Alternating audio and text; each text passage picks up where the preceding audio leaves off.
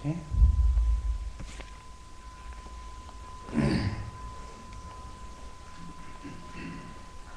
So, our talk for this evening is clearing what blocks the creativity. So, I just wanted to maybe reflect some examples, okay, in our life and generally, when we are in the mood to trying to do something. How do you feel? Like, for some people, like they can feel immediately very enthusiastically saying, yes, we can do it, we wanted to do it.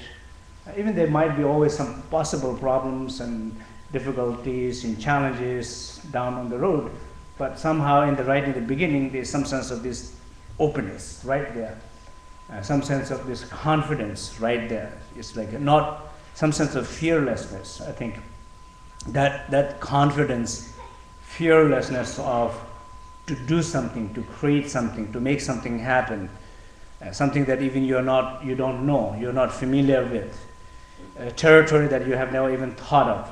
Some sense of this confidence of willing to try unknown things. You see, I think that is very, very important part of the creativity.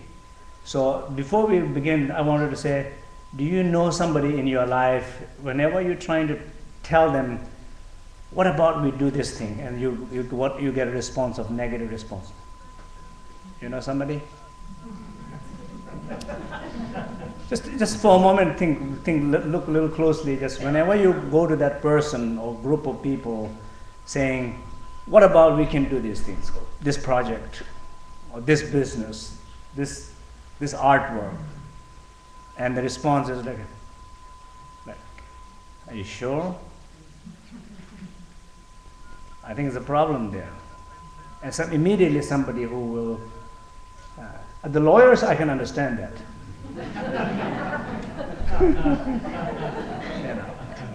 Because that's part of the lawyer's business, to try to prevent all the possible things can happen. But these people are not lawyers, right? They're friends, they're families, they are maybe potential partners, business partners, or a partner of creative projects, and things like that. But when you talk to them, they're always like, you feel like this wall right there. Right? So think about it. I want everybody to just pick one person like that, or you have more, you can pick few more. Okay? Just think. Can you see that person? Do you remember last time you have a communication with that person? Do you remember last time when you said something, what person said? Did you pay close attention to the body of the person? Like something like that, looking elsewhere or something like that. Have you paid attention to the body? Have you paid attention to the speech? Have you paid attention to the energy, like the receptivity or energy of that person? Yes? Yeah. So, did you like it? You don't like it, right? You felt like immediately obstacle, blocking your creativity. So, what is the solution here? Is get rid of that person. That's joke.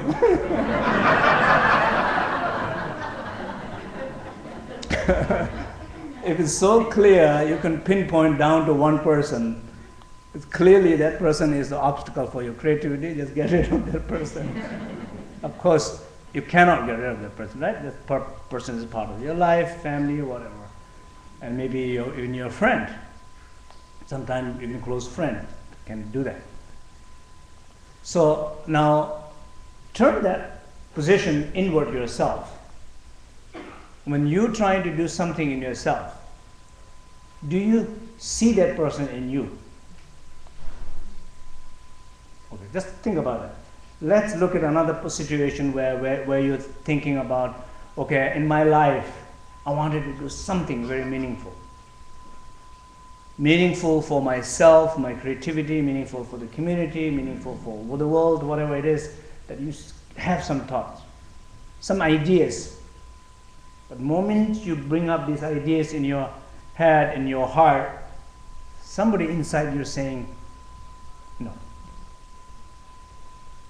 So that person is now not outside. That person is sitting comfortably in you and doing the same thing. So that person, if you look, the moment you tell that thing, that creative idea of something that you wanted to accomplish, something you wanted to do something good, and in your body you can feel like some resistance, some blockages. In your head, immediately it begins to say, yes, but I don't have the resources. I don't have enough support. I don't have this, I don't have that. Just for example, if I categorize few things down, I would say one, in terms of the body, what I call pain, body, speech, and mind. One is your identity. In deep inside you say, I'm not an artist. I'm not a writer. I'm not a lawyer. I'm not a musician. I'm not this. I'm not that. Basically, what you're trying to do, you immediately, inside yourself, something inside your identity is saying, I'm not that. I'm not a creator. That makes sense? Yeah, so it's something that you have to pay really close attention to yourself, and you wanted to pay close attention to yourself. You know, it's not something that I don't. In some way, we all know that yes, that sounds right. Yes, that kind of happens, but we don't pay close enough attention to that place. When that happens, it's just there, and it just interferes, and we just move on in our life, and it have these fantastic ideas, and just the ideas is dissolved before it even manifests. And the next time you have another nice ideas, and they comes back the same issues. So you're never able to recognize and deal and dissolve and move on with something, accomplish something. So first thing I think is important to recognize, what I will put down into three categories: a pain body, which is identity, which says, I cannot do that, I'm not artist, I'm not musician, I'm not writer, I'm not this, I'm not that, I'm not that. Number one. The identity. That's how you see yourself. So not somebody else is criticizing you, you are criticizing yourself. You are judging yourself, your ability.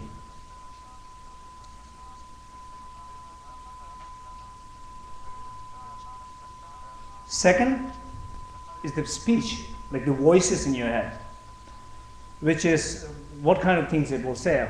It will typically say, let's look at all the resources. It will say, I cannot do that because I don't have a right brush to paint. Well, be creative. I don't have a right ink. I'm not at the right place. I don't have these resources. I don't have the money. I don't have the support. So I don't have this, I don't have that. You create all the list of things that you don't have. So basically what you're saying, just I don't want to do it. So you're creating all these reasons in your head. Every single reason that you create, it becomes a less likely accomplishing that.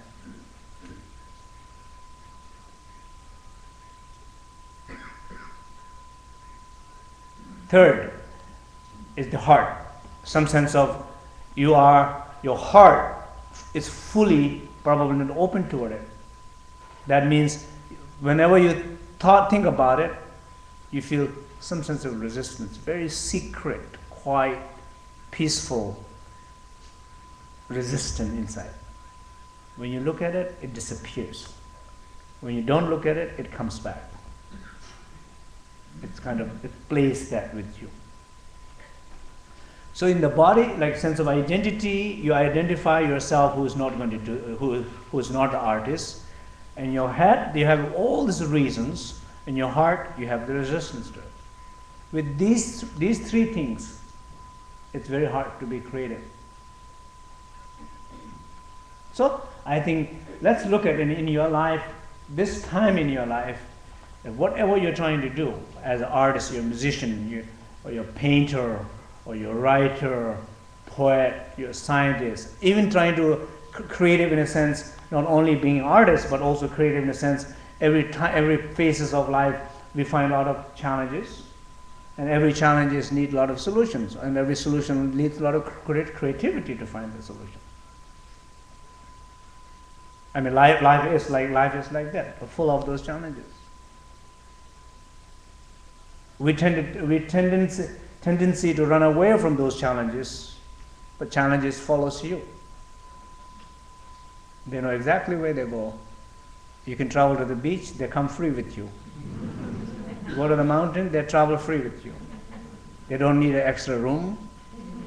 They can sleep with you, right? So there's no way to run away. So look at this time in your life, whatever a creative project, things that you're trying to do, and if you feel some blockages there, it's just very simply what you want to look is these three things. You look at sense of pain body, identity. How do you identify yourself? And of course sometimes it's not very easy, so sometimes I think it's very helpful before you do deep reflection, maybe you're trying to sit somewhere still, trying to feel the silence around you, trying to feel openness around you, maybe sit 5 minutes or 10 minutes, like just you really feel kind of grounded in that stillness and silence and spaciousness. And from that place, reflect. Try to feel it, how you feel. Recognize that you identify yourself that I cannot really do it. I love to do it. I cannot really do it. So you have two things going on. One, wanting to do it. One, saying you can't do it. So you cannot blame anybody because it's you. If you look at clearly, if you look at it yourself, it's clearly aspect of you said, I cannot do it. I want to do it. I don't have a resource. I don't have the money. I don't have this. I don't have that.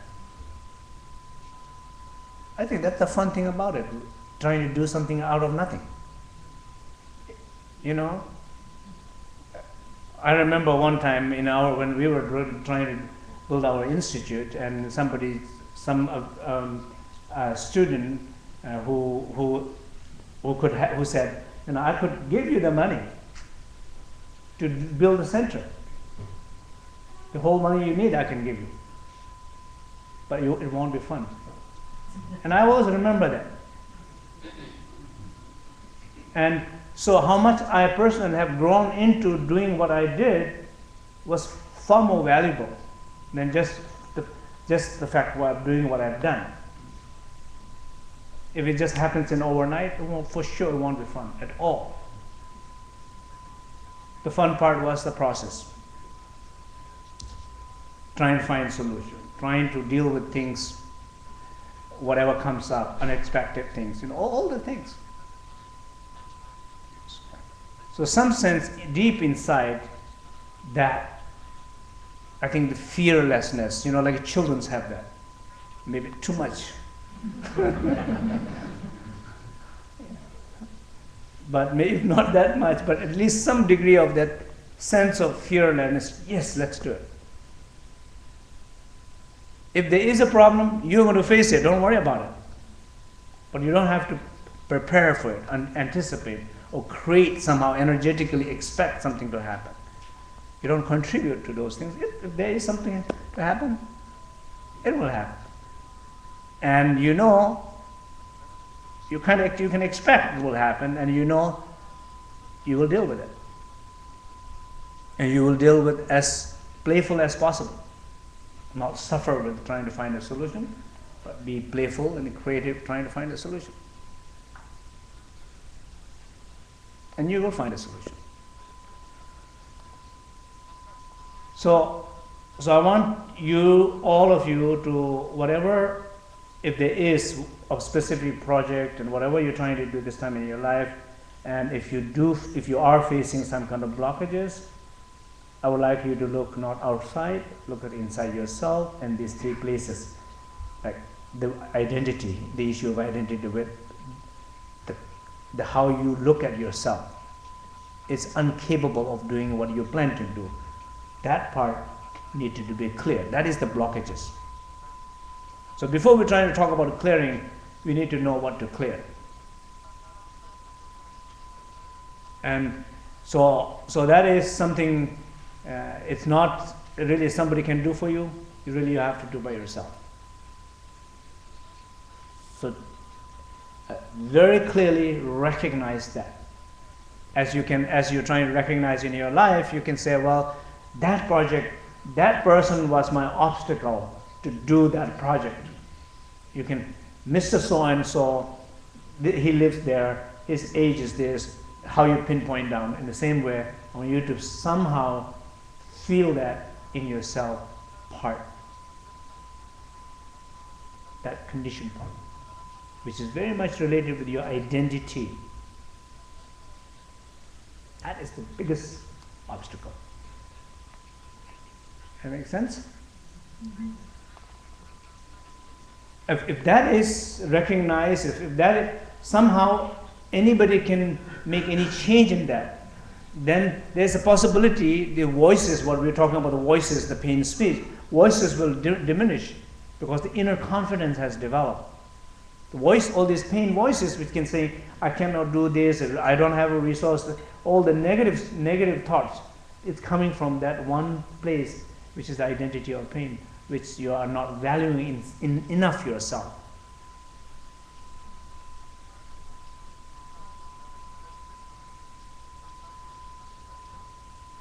And the third thing is the resistance. Just feeling whenever you think about it, feel about it, talk about it, resistance. It's kind of almost like an energetic thing, right? You can feel it. It's like trying to go to work on Monday morning, right?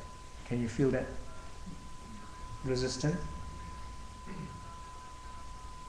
Can you lose up that like a Friday afternoon? Just feel like that. Some sense of that energetically. So first, recognize these three things, okay? So let's see. Does that make sense? How clearly you can recognize that or pinpoint in yourself,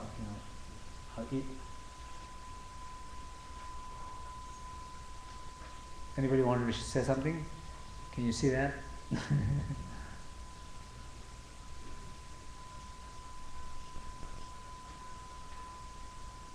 But it's clear, right?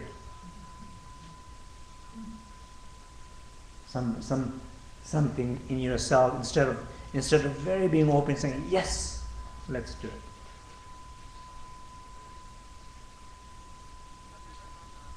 But you feel that same kind of blockages that you feel from other people. From other people, it's very easy to recognize. You can say this person, clearly you can say this person is obstacle. But inside, it's very hard to recognize. That's why I'm trying to divide up into three: body, speech, and mind. And this idea of like Tibetan yoga of body, speech, and mind.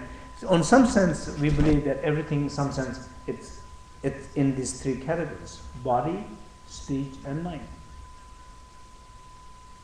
Body, in a sense, not only physical body, but identity. That I'm not artist.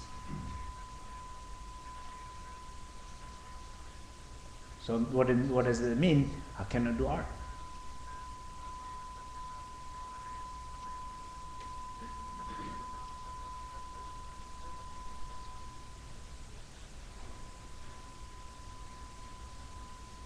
but that sense of how you identify. So let's say, so I want, as I speak continuously, I want everybody to each their homework here before we do the little practice here will be, practice won't be so much beneficial until you recognize that. That makes sense? The practice is like trying to show you the delete button. But before we press the delete button, we have to select some files. And that selecting file, I can show you how to select file, but I won't be able to do it for you. Because it's not my computer. It's your computer. So you have to open your computers, your files, and select these 3 files. At least, if 3 is too complicated, at least trying to select the first file. That deep sense, you believe it's not me, I'm not artist.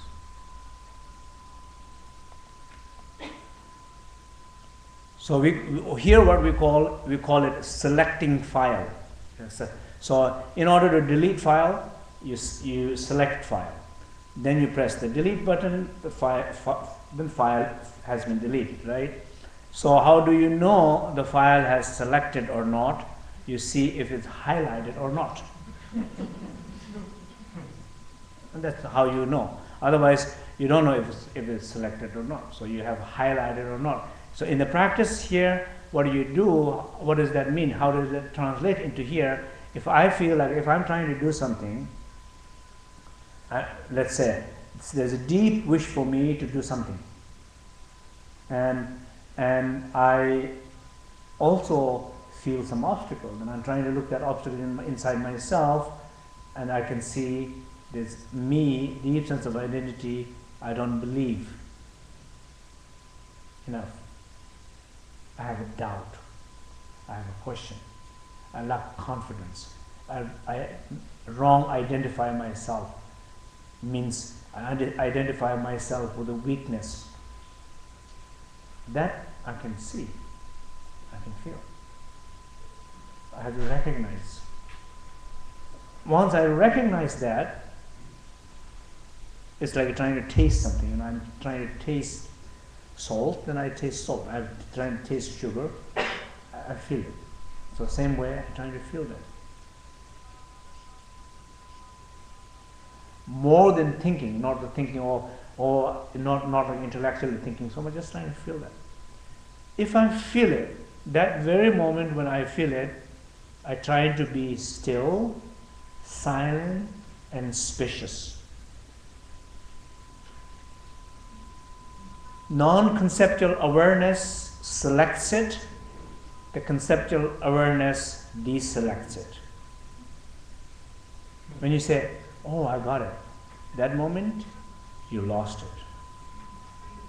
But before that, you got it. So just being conscious of that with that stillness, silence and spaciousness.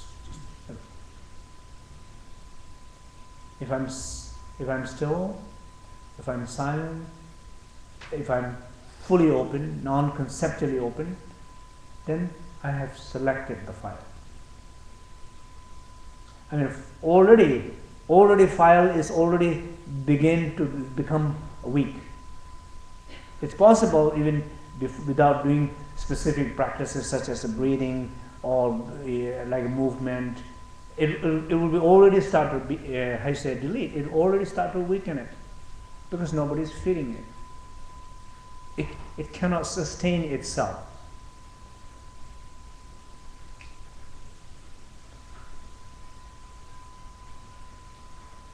It's like somebody's getting angry at you and yelling at you, and if you're trying to be fully open to that person, just being fully present there, fully open to that, and you let the person yell, let talk, and we'll do 5 minutes, 10 minutes, 15 minutes, and at some point you will see person itself exhaust itself faster than you have to help at all. It will completely quiet down. because just completely being open.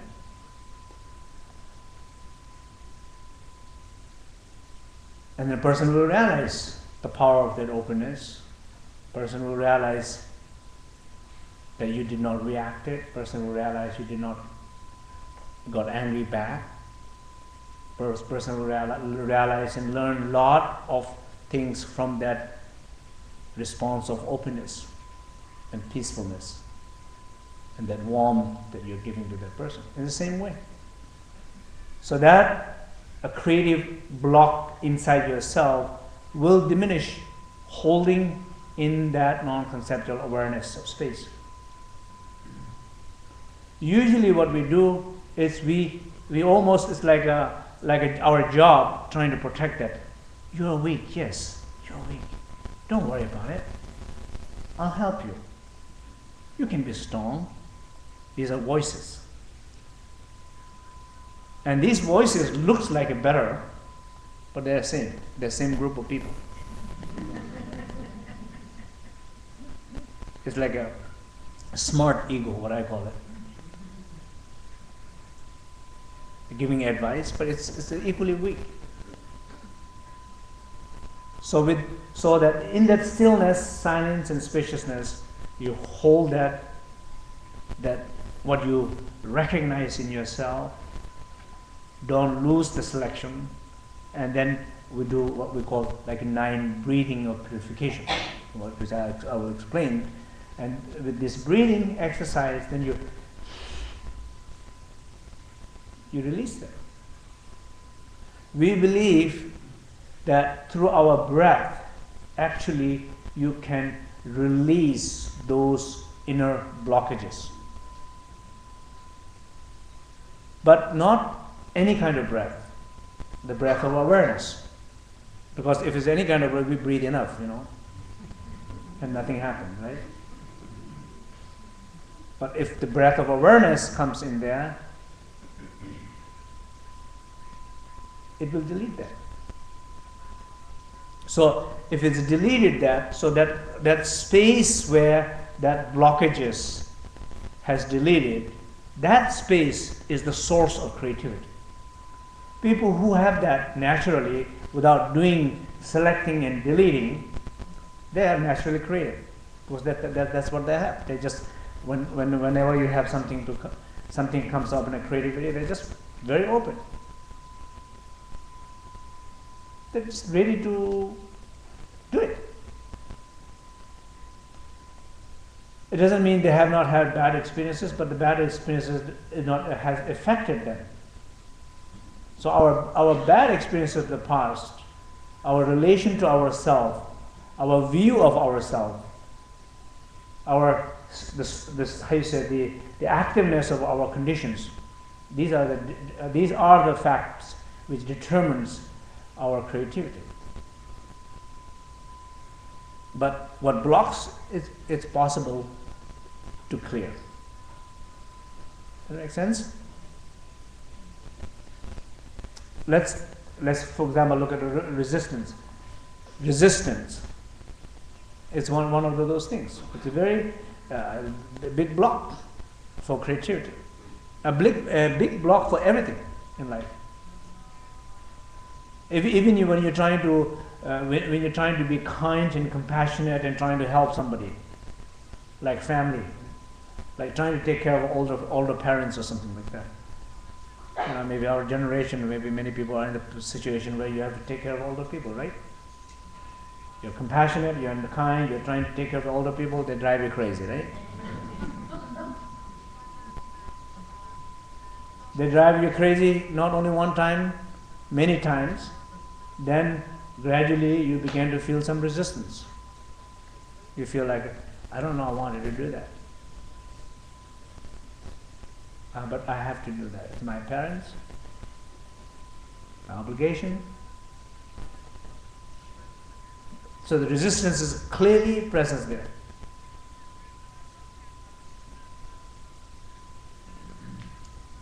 The only way to overcome that resistance is do you know that you have a resistance.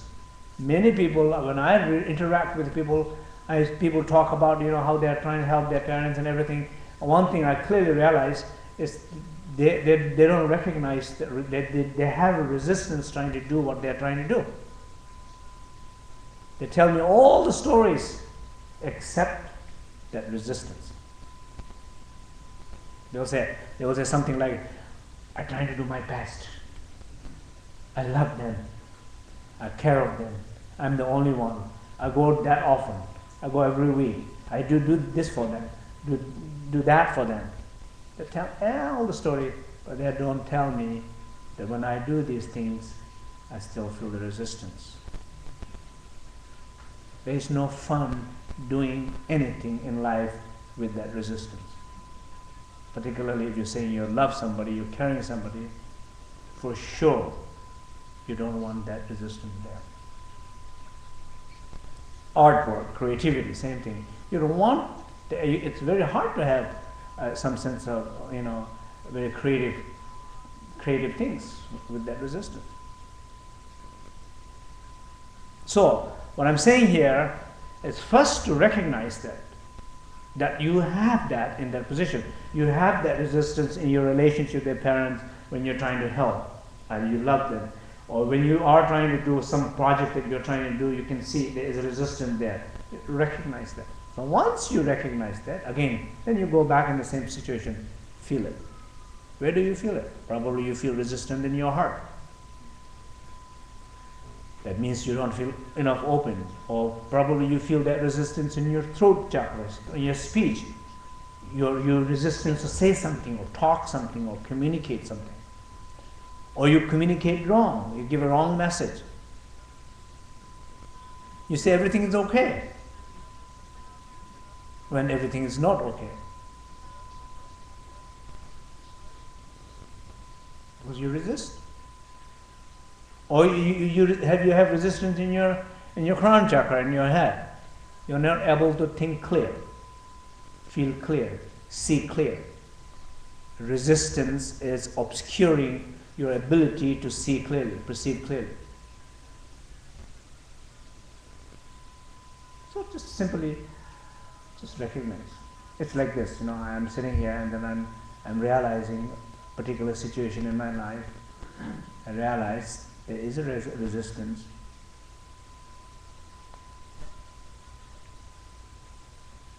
Now I'm not looking at what I'm trying to do, I'm trying to look how I feel it.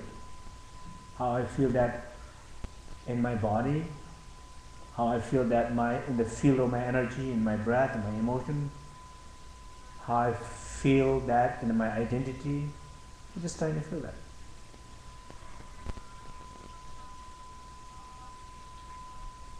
That resistance is like my pain body. It's my pain. It's my collective pain with the family. Maybe something has been transmitted through family to family. It's there.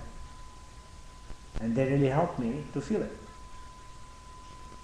They're giving teaching to me, right? But I should be a good student to pick it up, get the point. Rather than going everywhere and discussing everything and losing the core point. Everything else around is just a story which is created out of that core resistance, core identity. I'm trying to look at that. And also I'm trying to look who is looking at it. It's very possible one little smarter pain inside who has been less affected by the world is looking at that pain which has been more affected by the world and is trying to give some very great suggestions. Do this. Don't do that. Don't worry about it. These dialogues inside, they don't help. I have to shut down. I always give an example of the iPhone. I brought my iPhone today, so if you look at all these applications. So the best way to save the energy of this iPhone will be turn it off when I'm not using it. And so I know when I have to make important phone calls, I can turn it on. I have the battery enough. If I have some difficulties to finding a power sources to recharge it, right? So you turn it up, because all these applications, many applications I don't even know, they come packaged still, they come with it. So how many applications are running right now in your head? That which is not part of the evening, sitting here, listening, talking. And it's running in your head, right? What they do? Are they creative? No. The creativity does not need so much thought, it needs clarity. The more thought there, less creative it is. So, what are you doing here when you're able to select these kind of core blockages inside, then you just host or invite in that stillness, silence, spaciousness, your host. So this is, I'm repeating this again. When you do that, that time you are selecting it. Or selecting, what does selecting means? Another means is when I say selecting means you are truly connecting with it. In order to get rid of those blockages, you have to truly feel connection with it. The moment thought comes in between that and you, the thought interferes to connect with it. When you cannot connect with it, you cannot delete it. So that's the point. Okay? So before I go into the practice, maybe some questions if here. While I'm talking here, is any questions? Yeah. What about the case where you may want to do something and there's some resistance, but the resistance is actually because you shouldn't do it? You shouldn't do it? Yeah. Well, I mean, resistance, if you shouldn't do it, something like that, as you begin to do it, maybe you will find out a little bit more afterward, but the resistance initially completely not doing it, I mean, then, of course, it's always possible. I'm not saying that that's not possible, but that logic, it does not really help for creativity.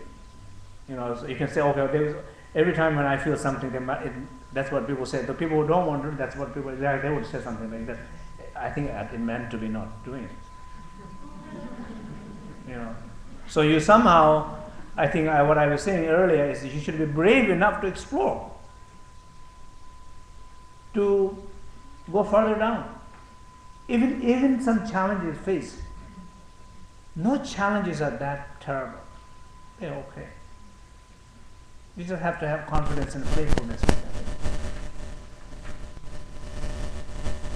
For example, I always talk about, like people, do you know some people who would get tired before starting the project? Do you know somebody who get tired before doing anything? You talk about doing something, they are tired. Do you know somebody? Sounds like a lot of people here. So that's exactly the thing, that's the relationship. That one single thought, for some people, one single thought of doing something like that, that's it. They haven't even done it. They have not even started. They're very fearful about it. Life is not fun to be that fearful. You do, and if something not meant to be, you will recognize, give a little more time. And maybe if some situation, if you really know, maybe that's meant to be, maybe if you have that clarity and wisdom, it's fine. But if that is the pattern that you repeat again and again, saying, I think this is not what I meant to do, then you might want to be careful with that pattern. If you have the clarity and wisdom that you know that resistance is your signal, I have nothing to say. That's fine. Okay? Anybody else? Yeah. So these aren't the kind of files that you want to back up before you delete. What is it? I didn't get the... I was always taught, computer-wise, to back up my files before I delete. Okay. But these wouldn't be the kind of files you want to back up. Yeah, exactly.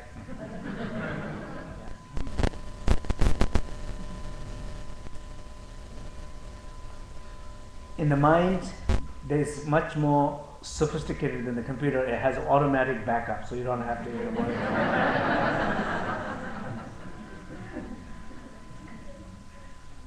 Yeah. So, as far as deleting is concerned, there's a two way of deleting. One, it's called non-gradual, and one is called non-gradual deleting. Okay? The gradual deleting is many progressional, conceptual, therapeutic techniques where you analyze a lot. You say, I'm going to delete this, and you delete this, you talk, and hopefully it deletes. Like there's some kind of very but you delete this, and then you delete this, and delete. Non-gradual will be what we call Dzogchen way of deleting. Shift A, select all, and then delete. So you have to be brave enough to delete those things. I mean, anytime you have a lot of junk mail, then you're trying to delete something, select all and delete. You say, maybe there might be some important mail there. But you have to be brave enough to say, if there is an important mail, if it's meant to come to you, it will come again. They'll send you again. But here I'm going to delete all. So I have to be brave enough, sometimes able to do that. So the moment you do that, what happens? Immediately, if you look in info, how much space more opens up? There's more space. And that space is the source of creativity. And many times, if you look at a computer, if to able to have a good computer that which is fast in speed, a lot of memory space and so on. So it always in the end has to do with the space, right? Space and speed. There's two things, right? Processor and the space. So the two things in the mind is also exactly the same. One is the space, that we need to have a lot of space in our. Of course, mind is full of space, but we don't recognize that. There's so much space. The other thing is the processor is the recognition. If you know there is a space, that changes everything. But if you don't know there is a space, even though you have so much space, it doesn't help you. At least not help you that time when you're not recognizing that you have so much space. So that recognition that, for example, when we're talking about the stillness, of course, is always there. Silence, always there. Even I'm speaking because there is a silence. I cannot speak if there's so much noise here. Silence is there in my voice. Stillness is there in the movement. But do I feel it? Different. The moment I feel it, my body changes. The moment I hear the silence in my head, I feel a sense of peace. So it's not so important it's there or not. It's important for me to hear it. Would I hear it if I listen to it? Do I listen to the silence, or do I listen to the noise? I'm used to hearing noise. I'm not only listening to my noises in my head, I love to negotiate. I like to argue with it. I like to give suggestions. I like to get angry if it doesn't not listens to me. That's what I do. And that's unnecessary running applications that I'm talking about.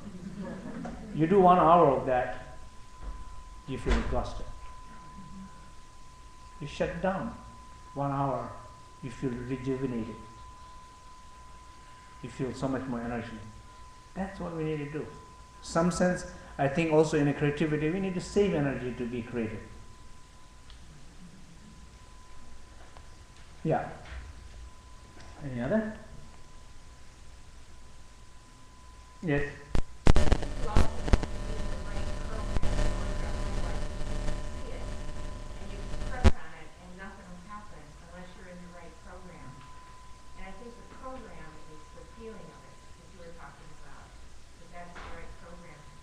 sure. You need to, of course, let's say this way, like in terms of creativity, not like everybody is gifted in everything. So you might be especially gifted in some things. You might be a musician, not mathematicians or something like that. For sure, in some sense, that each person needs to explore what is one's gift, to find out what you really feel, what is calling to you, what makes you feel comfortable. I mean, if you can think about art as a sacred art, okay, let's look at it this way, a sacred art. So what does that mean? I personally, I do a calligraphy, and I know sometimes that I feel like, people ask me to do a calligraphy because people have to do some fundraising or something like that. So I don't particularly sometimes feel it's the right time to do the calligraphy, I don't feel the mood is there. And it's not good to force that, you just recognize that and not do it. That there are timings for sure to do certain things. And then sometimes you can create those, but other time you cannot create those things. So when you feel the right timing, and then you do it, and it comes. It naturally comes. And what does that mean when I say sacred art? What I mean by that sacred art is that process of making art. It's a process which deeply connects with your inner being, that you feel close to yourself as you create the art. And that art is your sacred art. That make sense? That basically, let's say there might be some different aspects of art. One might be that when you create something, that it really connects you with the deepest place in yourself, which I refer here as that inner stillness, silent, and spaciousness. Okay? The moment you do that art, art is your ways to be yourself. That's what you love. It's the ways in which you feel yourself fully. I think that's the best kind of art. It's not so important what you have done. At least that moment for that time is not important. It's just how you feel when you're doing it. Other kind of art could be more like expressive art, where sometimes you are, instead of connecting with that deep stillness and silence and spaciousness, inner essence, it's more like you're trying to connect with some your neurosis also. You express. Sometimes you also see a very dark heart. It's expression, which is also very helpful because they're expressing it through the art, which something they might have not able to express through their voice, through their body, through their mind, but in a form they're expressing it out in the wall with colors, paintings. At least it is also a process. It's like as much as they have expressed it out, they have cleared some kind of things which allows them to be closer to themselves in the end. So that is, I think, another sense of the help the art can do, that which basically bring you more closer to yourself. Some art could be that it's way to finding that or being there. Another will be is the process of going there. That make sense? Yeah. So you're saying then that the art that you're doing is a vehicle for connecting to your true nature. Yes. Yes. So I'm saying that art could be people who have a lot of experiences with the practices of meditation and art. I think for them is just like a way of meditating. It's just a meditation. It's simple as that. Other is the vehicle to meditate. It's like almost like a therapy session. It's like basically the differences is one is it brings you that place. Another, it's clearing things to go to that place. Like sometimes you see a very heavy paintings. You can see they are heavy-duty paintings. Like you can still see there's a lot of suffering, pain, and expressions of like that. So somehow that is their way of clearing it in order to be in that inner essence. But then if you look at that piece of art that you created, that you're using it as a vehicle, it still is a vehicle, and you still recognize it as part of yourself. But when you create a work of art and then look at it and it's gone, I mean, it's the creation part was the Gone, what do you mean, gone? And the object that you created is just a wonderful object that you created, but it doesn't mean anything. You don't look at it and feel something special from it. The artists that I've interviewed in the past for a long time will say very often that once the process is done, the object it's over.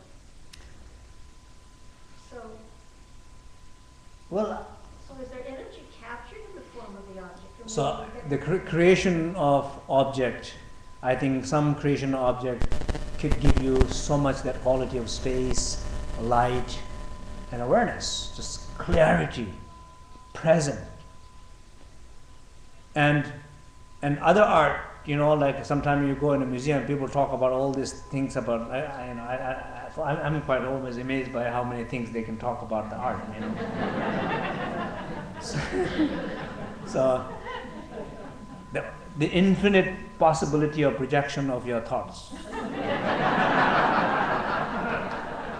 Things that you could never, as you have now thought enough with your own, the art helps you to think more. So you can have this infinite possibility to the clarity is a little lacking, but the awareness is lacking, the present is lacking, but the imagination is unceasing. So I suppose it's good also. But some other art, you look at it, it makes you feel happy. So there is a transmission that what people put into the piece of object, the energy is there. Okay? So the last one, yeah. Just quickly, if someone's making a painting that's being expressive, and then it's hanging on the wall in the museum, and then is it beneficial for someone else to go and look at it? Is that a possibility? For sure. And I think that many times it's like that, no? Then it's infinite. There are so many different kind of art. So sometimes there could be not only so much space and the light, but also so much warmth and creativity in the image itself. So that space and that awareness has so much. It helps somebody to feel that warmth and movement and creativity and that kind of energy, unceasing energy. What about if it's a dark painting? What about like? Like you say, Yeah, and then I think if it's a neurosis, then it's a neurosis. I think sometimes you just want to be careful. I would be trying to be a little bit careful. If you have a preference of, you have to put in a wall in my kitchen wall, what kind of painting I want to put, I definitely don't want to put somebody else's neurosis there.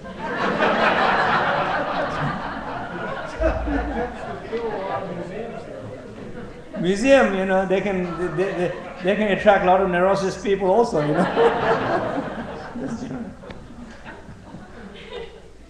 Okay, let's stop.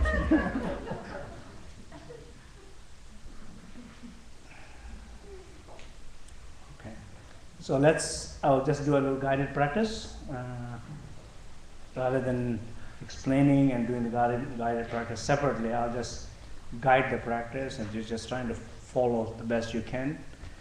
And if you're having a little challenging time to following everything what I'm saying, just don't worry about it. Okay, just think, just trust that everybody else's practice is happening in you. You just simply allow that magic to happen in you, not trying too hard. Okay. So just sit comfortably. Just take a few deep breathings. Just mainly release if anything that you're holding this moment through your breath, and trying to bring yourself as full as possible in this moment, here and now.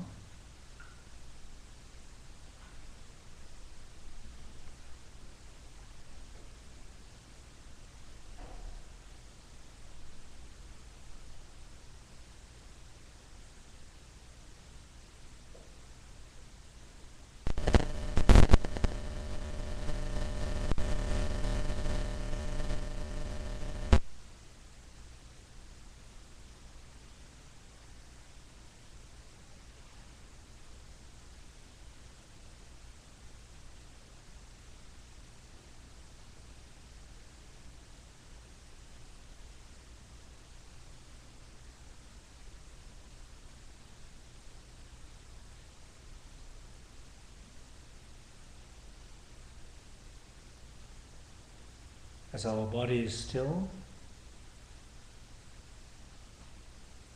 be aware, feel it, and connect with it.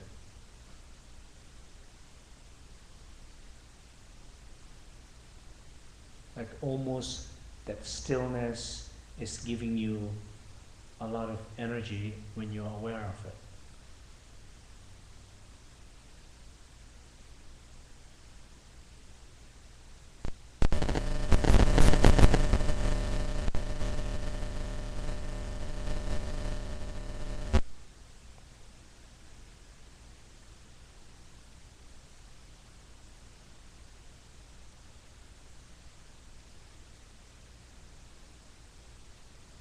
Also feel the silence, hear the silence.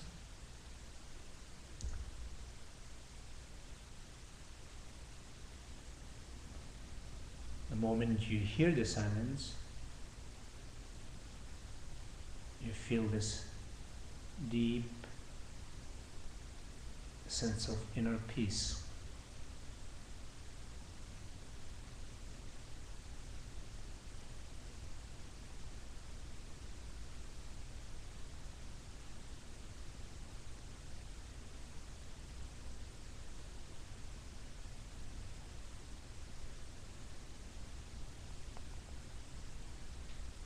And be aware of that spaciousness in your heart, around you, in the room, between us.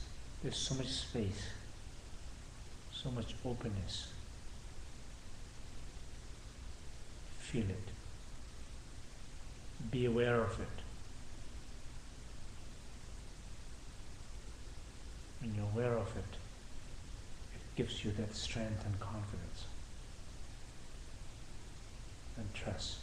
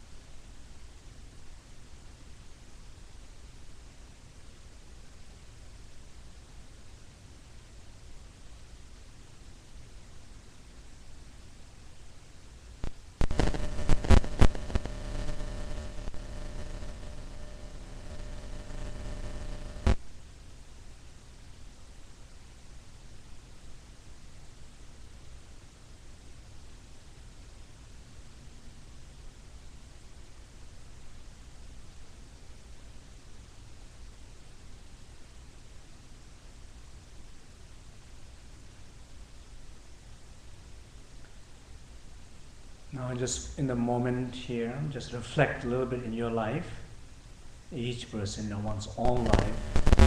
What is your creative project? What is your mission in your life? What you wish to accomplish, to do. If you're already clear, and if you're in the process of doing that, if you feel any blockages, just be aware of that first.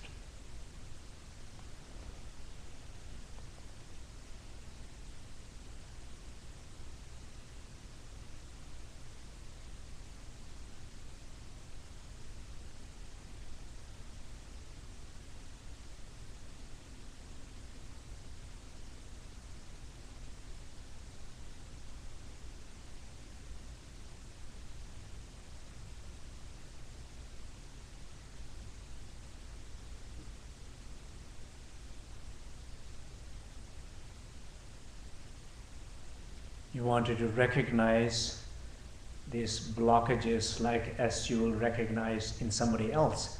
When somebody else become an obstacle, you clearly recognize. You want to recognize in the same way when it also happens in yourself.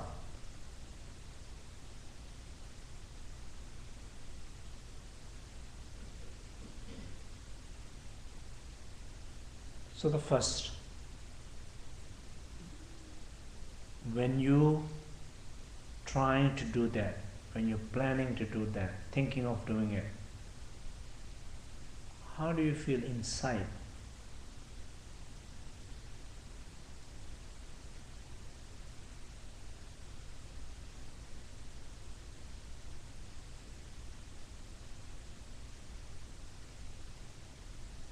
A deep sense of a subtle resistance or lack of confidence, presence of fear, the voices of all things can happen, or there's no enough resources to make it happen.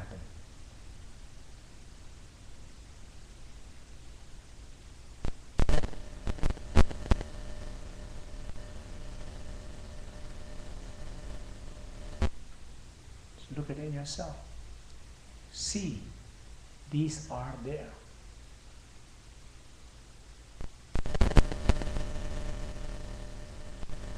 It's your inner pain body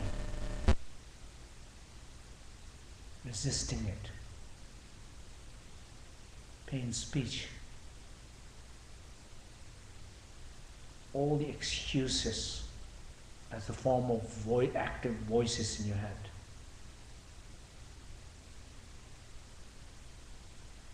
Pain mind. When you think about it, just you don't see any creative actions there. You don't see any solutions. Mind is like obscured the moment you engage with that thought. You don't know what to do. But it's important to know that's how you're feeling. Your mind feels like that. Your speech is very active in your head. Your body is feeling that resistance, contractions.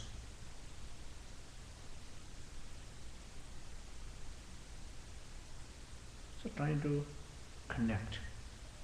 These are the files. Now we need to select.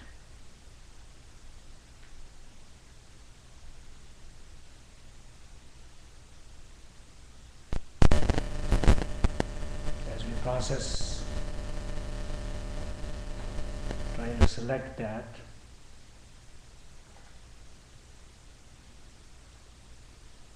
be fully aware of this deep stillness in your body, grounded in that stillness.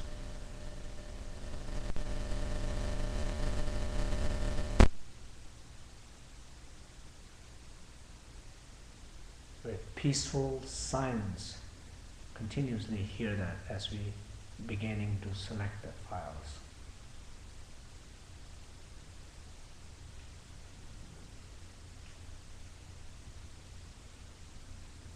The spaciousness like a clear sky in your mind, in your heart.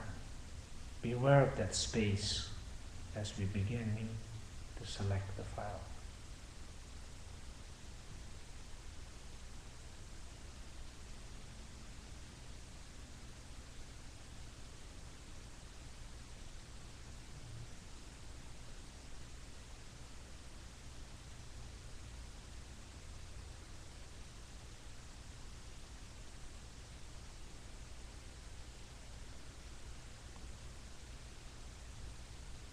So the selecting file is feel what you're feeling in your body.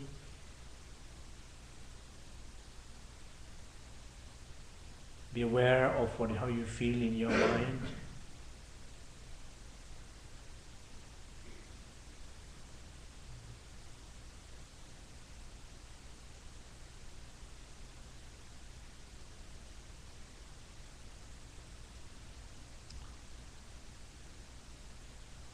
You're recognizing your blockages clearly, like crystal clear.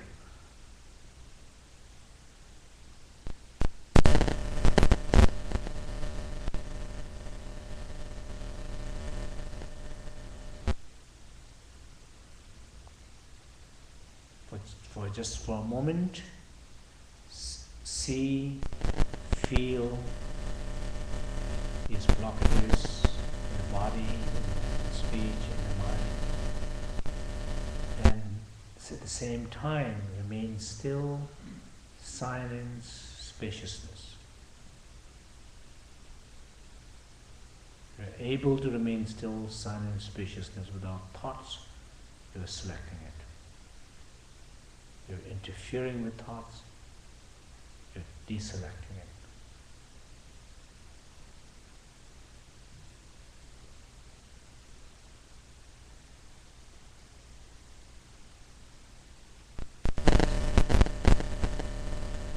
Continue for a minute.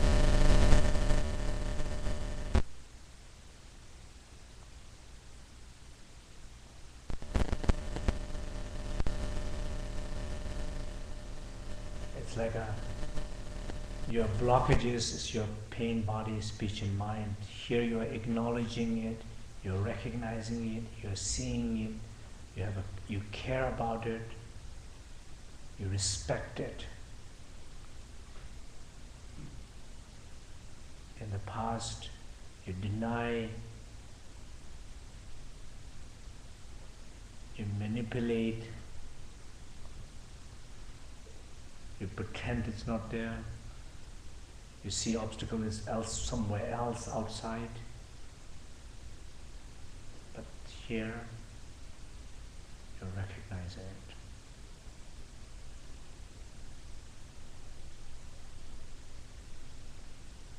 Let's continue to recognize. We press our right ring finger. So for all man and woman, press our right ring finger. Press your right nostril.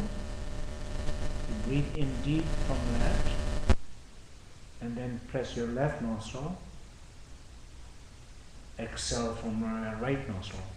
As you exhale from right nostril, just imagine, feel, and trust that this exhalation of breath, it's releasing that pain identity, that pain voices, those resistance, those lack of confidence, all are released with this breath. So you just do that. And let's do 5 times. Repeat the same breath.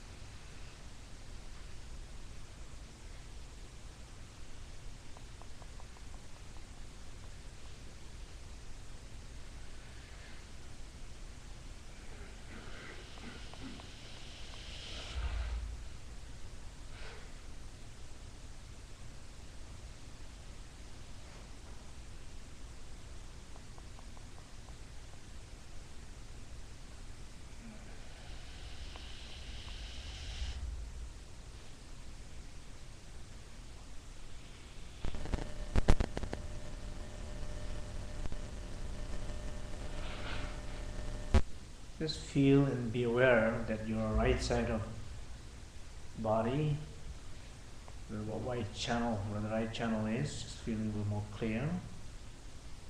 If you are feeling more clear, be aware of that. If not, don't worry.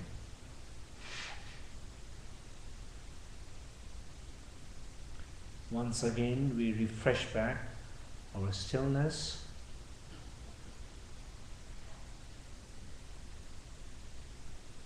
Silence, spaciousness. That means you're feeling that stillness, hearing that silence, being conscious and aware of that spaciousness. From that place, you're trying to recognize and be aware of these blockages, pain body, pain speech, and the pain mind. In relation to whatever creativity happening in your life, this time in your life, you're recognizing a specific thing. For a moment, select again continuously. Select with that stillness, silence, and spaciousness. No judgment, no analysis, no criticism.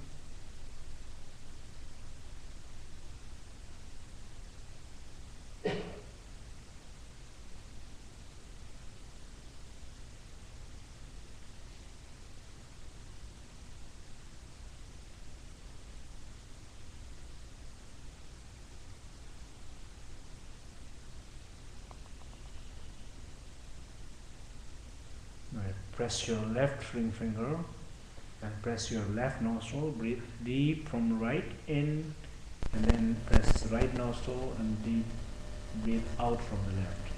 Let's repeat 5 times. And again, be aware and trust through this breathing you're releasing those blockages in your pain body, and pain speech, and pain mind, particularly in relation to that creativity that's happening in your life this time in your life.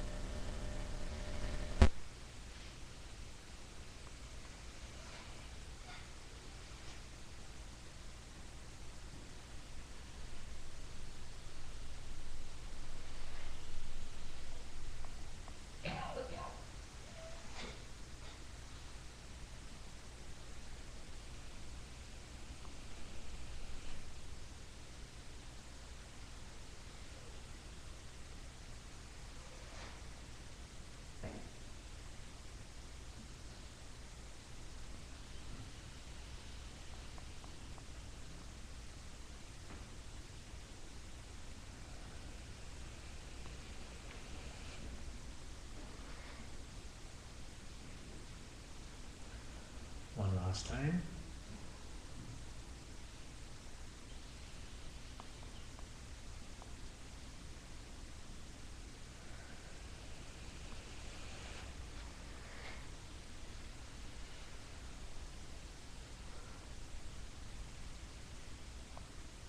Be aware of your left channel, left part of the body is clear, and you feel it, and be aware of it. If you don't feel it, don't worry.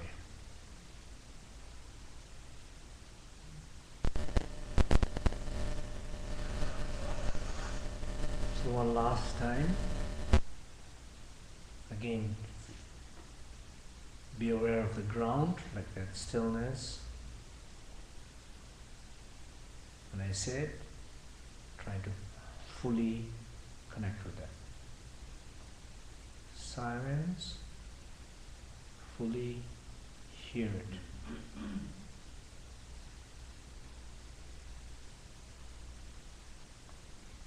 Spaciousness, fully be aware of it. So much space.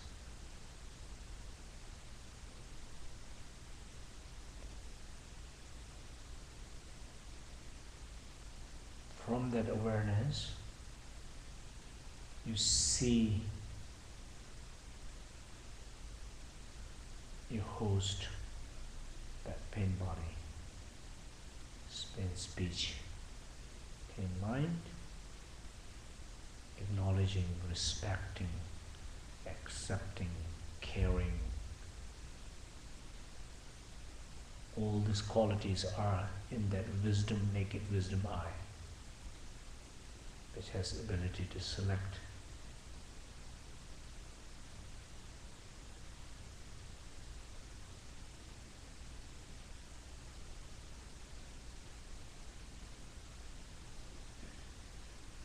If you have selected, now we breathe from both nostrils, up from both nostrils, and it comes down from two side channels and enter into the central channel. As you breathe out, just imagine from the center of your body the air goes up, out, and comes out from your crown. So when you're exhaling, the breathing out from your crown, you imagine that.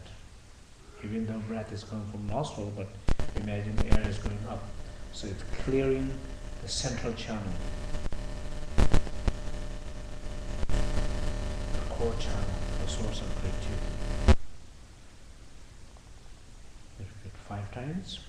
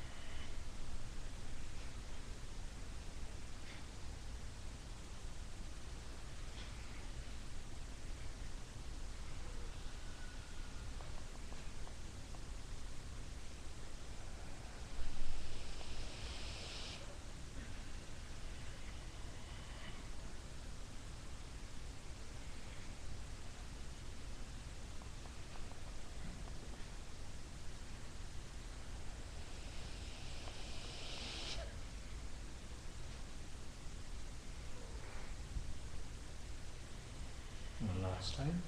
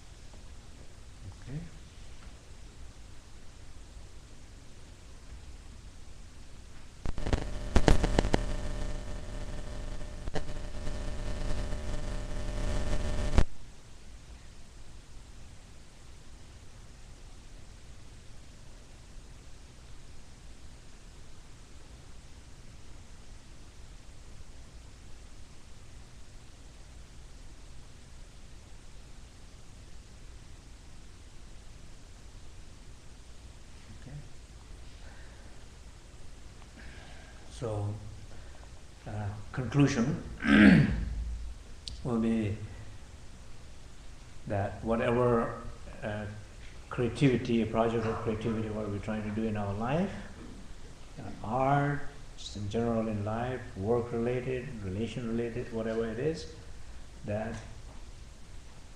whenever one feels blocks, the blockages, whenever you feel blockages, instead of running out, trying to find all these reasons outside and getting into this blaming, criticizing, fighting, argument like that, first try to go inside and look at in yourself in these 3 aspects, like a body, in the sense of identity, as we said, I'm not an artist. If there is voice is there, that voice is the problem of artists.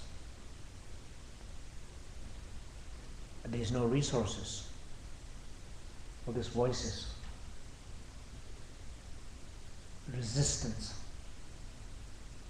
Just be aware of these things. If you can clear these things, no matter how many obstacles is out there, you will succeed. You will succeed. Yourself don't want to become obstacle. Other obstacle you will overcome. Now, the way you would do it is first recognize, be willing to recognize, because sometimes people will always say, like, of course, I will work with myself and take care of myself, but these people are never going to change. That voice, that's another voice. If you change, people change around you. If you truly change, because sometimes people say they're changing. They will say, I did that, and I've been practicing for 6 months, and my mother hasn't changed. But what does that mean? You haven't still changed to expect your mother to not change. If you give up completely idea of mother needed to change, she will change. Because you have changed. But as long as you want her to change, she will not change, because she knows you want so badly.